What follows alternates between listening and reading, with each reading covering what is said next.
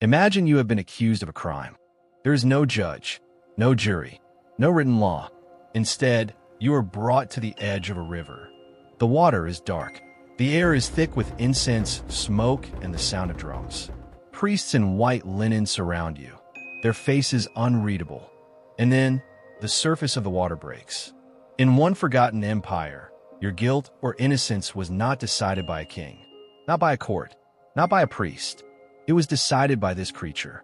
And the entire civilization believed, absolutely, that it could see the truth inside you. This is the story of that empire, and why it terrifies us still. Deep in the ancient world, in a region where the great rivers met the desert, there existed a civilization that history barely remembers. We'll call it, as scholars have loosely referred to it, the Crocodile Courts.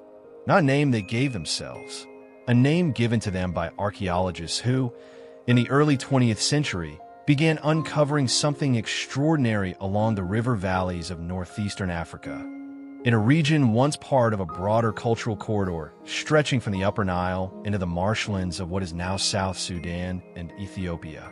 They found temples, not towering stone pyramids, not the grand monuments of Egypt, which absorbed most of history's attention. These were low, sprawling structures, built close to the waterline, built, it seemed, deliberately within reach of the floods. They found altars, fire pits, enormous carved basins filled with what appeared to be ancient offerings, fish bones, obsidian blades, and, most disturbingly, the skeletal remains of human hands. And in the center of every major site, the same image repeated again and again on stone, on clay, on woven textile. A crocodile rearing upright, its jaws open, and before it, a human figure kneeling. The archaeologists were puzzled at first. Was this a hunting scene? A sacrifice? Religious decoration? It took years of cross-referencing oral traditions, comparative mythology, and linguistic fragments before they arrived at a conclusion so strange that many initially refused to publish it. These were courtroom scenes.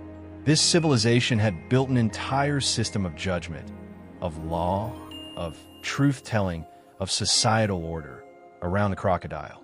Not as a metaphor, as a literal judge. To understand how this happened, you have to understand what the crocodile meant to people who lived alongside rivers 10,000 years ago. This was not an abstract fear. This was the most terrifying creature in their world. The crocodile did not roar. It did not charge from a distance. It waited. It watched. And that was what made it so psychologically overwhelming. The crocodile appeared to see everything. It lay in the water, motionless for hours, days. Its eyes never closed. They rested at the surface, above the waterline, watching the riverbank like something that was always already judging.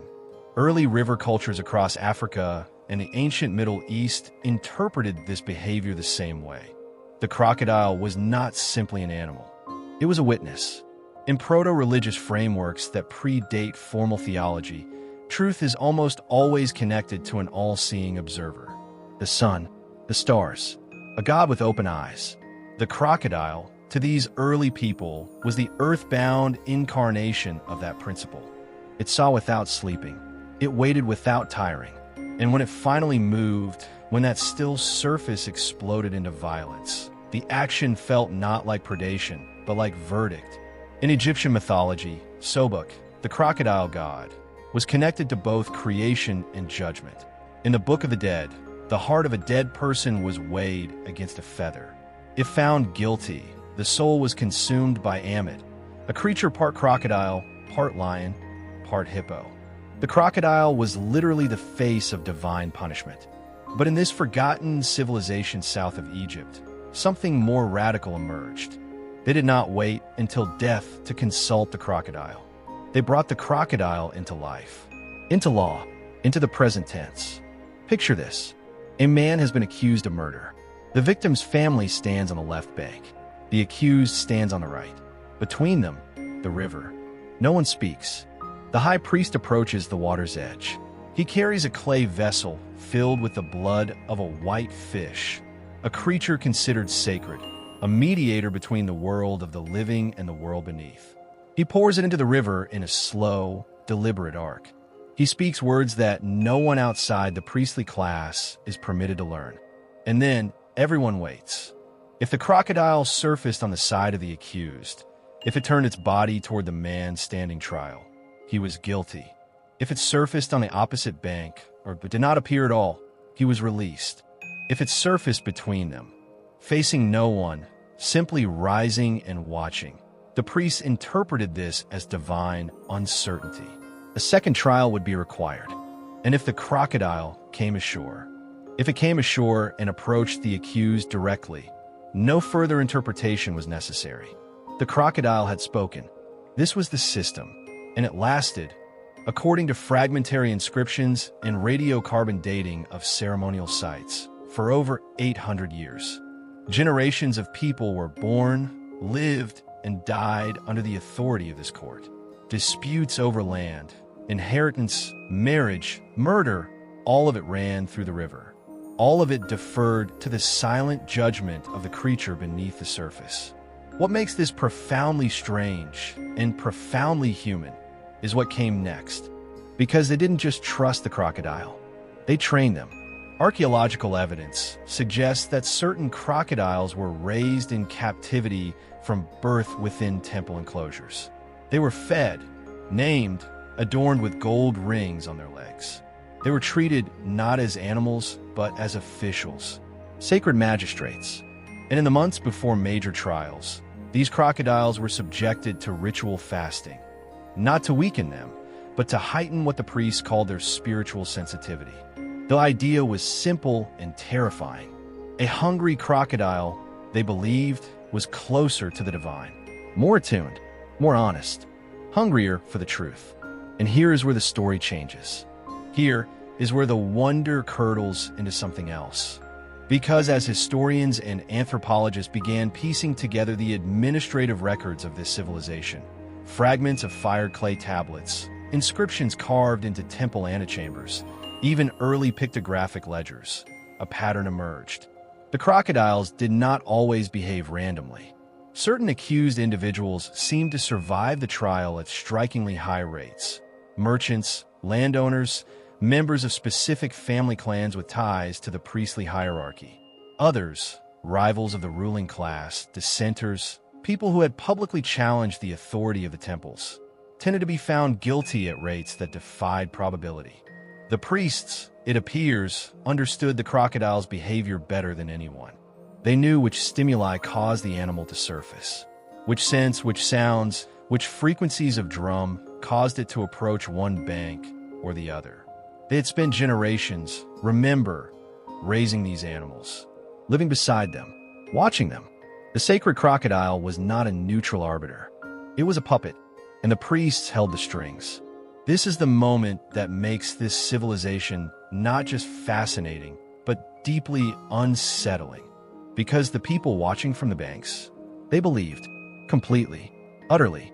The system had worked for so long, had carried such spiritual authority, had been so thoroughly woven into every aspect of daily life, that questioning it was not just forbidden, it was unthinkable.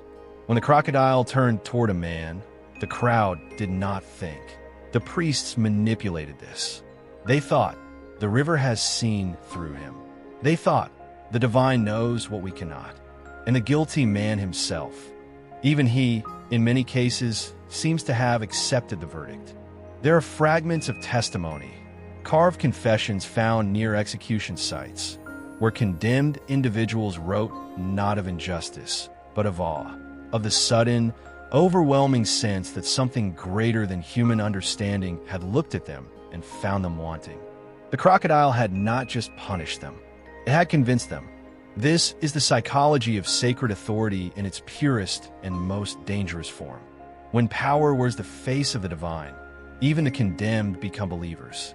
So what happened to this empire? The answer, as with most vanished civilizations, is not a single cataclysm, but a convergence of pressures, environmental, political, spiritual. Around the period historians estimate as the civilization's final century, the river began to change.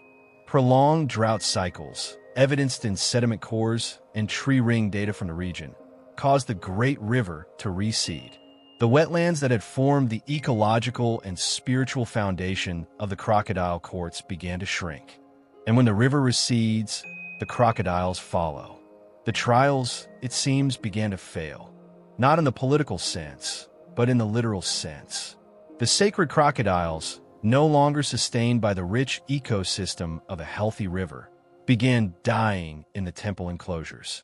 Wild crocodiles, once plentiful along the banks, retreated upstream or disappeared entirely.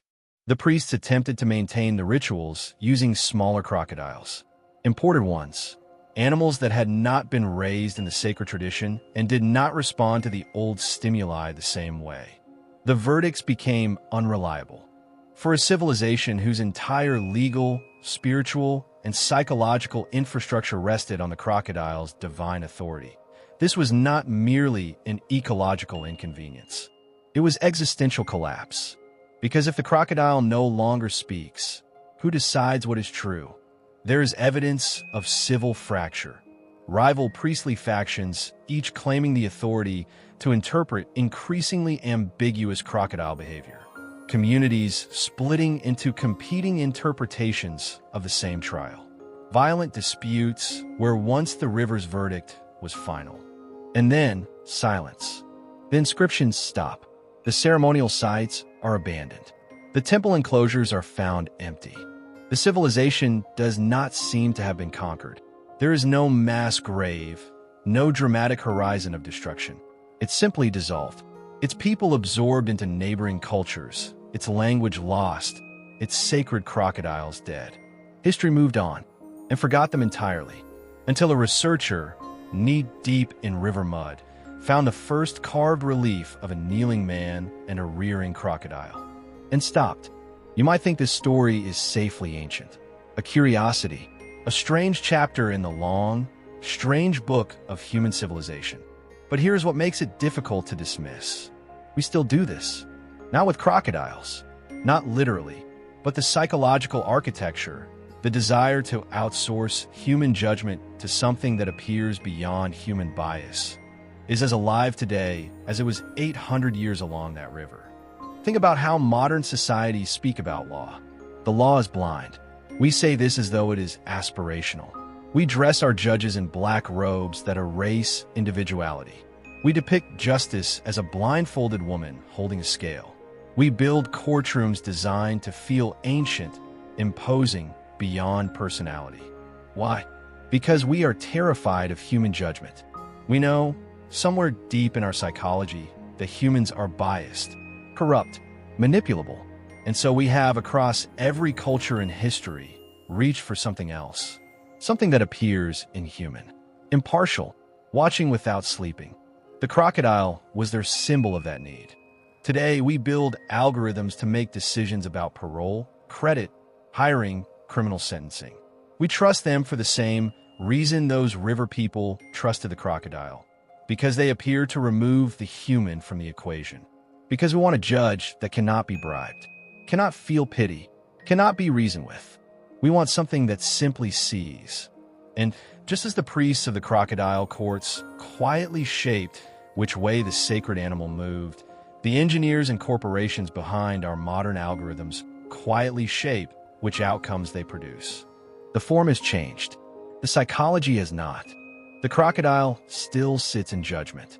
We just gave a different face. The empire is gone. The temples are rubble, buried under centuries of silt and silence. The sacred crocodiles are bones in dried mud. The priests are nameless.